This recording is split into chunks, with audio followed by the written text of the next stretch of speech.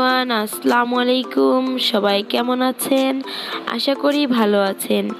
আজকে আমি ঘরোয়া পদ্ধতিতে মোটা ডাউলের চিকেন রান্না করে দেখাবো। আশা করি এই রেসিপিটি আপনাদের কাছে ভালো লাগবে। চলুন তাহলে আমি কিভাবে এই রেসিপিটি তৈরি করব।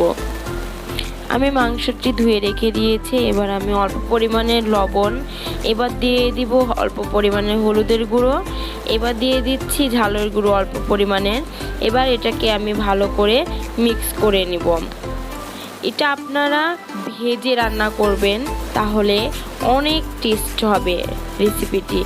দেখুন, এবার আমি মাংসটি ভালো করে ভেজে নেব। আমি মাংসগুলো দিয়ে দিচ্ছি তেলের মধ্যে। এবার এটাকে আমি ভালো করে ভেজে নেওয়ার পরে মাংসটি তুলে নেব।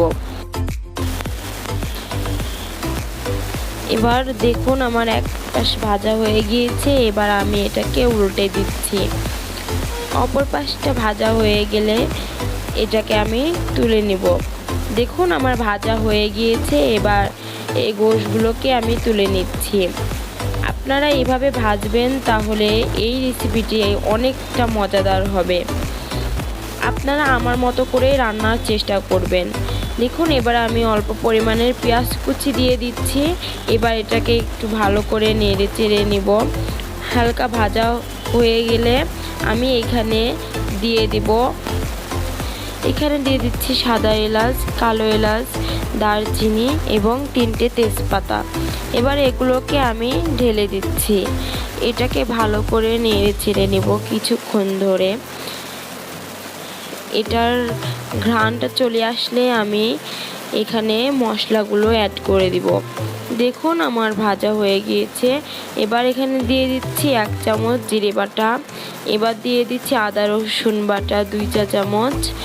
এবার দিয়ে দিচ্ছি পেঁয়াজ বাটা 3 চা চামচ। এটাকে আমি ভালো করে নেড়ে চেড়ে নেব, যাতে মশলার কাঁচা ঘ্রাণটা চলে যায়। এবার এখানে আমি অল্প পরিমাণের পানি অ্যাড করে দিয়েছি। এবার দিয়ে দিচ্ছি স্বাদ মতো লবণ। তারপরে দিয়ে দিব হলুদের গুঁড়ো 1 চা চামচ। তারপর দিয়ে দিচ্ছি ঝালের গুঁড়ো 1.5 চা চামচ। এবার দিয়ে দিব আমি আধা চা চামচ ধনিয়া গুঁড়ো। এবার এটাকে আমি ভালো করে নেড়ে চেড়ে নেব। মশলার কাঁচা ঘ্রাণটা যাতে চলে যায়, মশলাটা ভালো করে কষিয়ে নেবেন, তাহলে রেসিপিটা অনেকটা ভালো লাগবে। এবার এখানে আমি মাংসগুলো দিয়ে দিচ্ছি। মাংসগুলো দেওয়ার পরে আমি ভালো করে কষিয়ে নিব কিছুক্ষণ ধরে। দেখুন, আমার কষানো প্রায় হয়ে গিয়েছে। এবার আমি ঢাকনা দিয়ে ঢেকে দিচ্ছি। কিছুক্ষণ পরে আবার আমি ফিরে আসলাম। দেখুন, আমার কষানো হয়ে গিয়েছে মাংসটি। কালারটাও কতটা সুন্দর হয়েছে। আপনারা মাংস ভেজে নেবেন, তাহলে ভালো লাগবে। আগে থেকে আমি ডাউল সিদ্ধ করে রেখে দিয়েছিলাম। এবার আমি ডাউলগুলো দিয়ে দিচ্ছি মাংসের ভিতরে। আমি একটু নেড়ে নিচ্ছি। এবার এখানে আমি অল্প পরিমাণের পানি অ্যাড করে দিচ্ছি। এবার কিছুক্ষণের সময়ের জন্য ঢেকে আবার আমি ঢাকনাটিকে তুলে নিচ্ছি। এবার আমি ঝোলের পানি দিয়ে দিচ্ছি। দেখুন, আমি ঝোলের পানি দিয়ে দেওয়ার পরে এটাকে ভালো করে নেড়ে চেড়ে নেব। এখানে আমি আরেকটু পানি অ্যাড করে দিচ্ছি। এবার আমি এটাকে কিছুক্ষণের জন্য ঢাকনা দিয়ে ঢেকে দিব। কিছুক্ষণ পরে আবার আমি ঢাকনাটিকে তুলে দেখুন, এবার আমি এখানে ধনিয়া পাতা দিয়ে দিচ্ছি অল্প পরিমাণ। এবার এটাকে আমি একটু নেড়ে চেড়ে নিয়ে আবার ঢাকনা দিয়ে কিছুক্ষণের জন্য আবার ঢেকে দিব, যাতে ডাউলগুলো সিদ্ধ হয়ে যায়। আসলে আমি ডাউলগুলো হালকা করে সিদ্ধ করেছিলাম। দেখুন, আবার আমি ঢাকনাটিকে তুলে এবার আমি দিয়ে দিচ্ছি আগে থেকে গরম মশলা, জিরে ভেজে গুঁড়ো করে রেখেছিলাম। এগুলো এবার এখানে আমি দিয়ে দিচ্ছি। আবার আমি ঢাকনা দিয়ে কিছুক্ষণের জন্য ঢেকে দিচ্ছি। আবার আমি কিছুক্ষণ পরে ঢাকনাটিকে তুলে দেখুন, আমার রেসিপিটা তৈরি হয়ে গিয়েছে।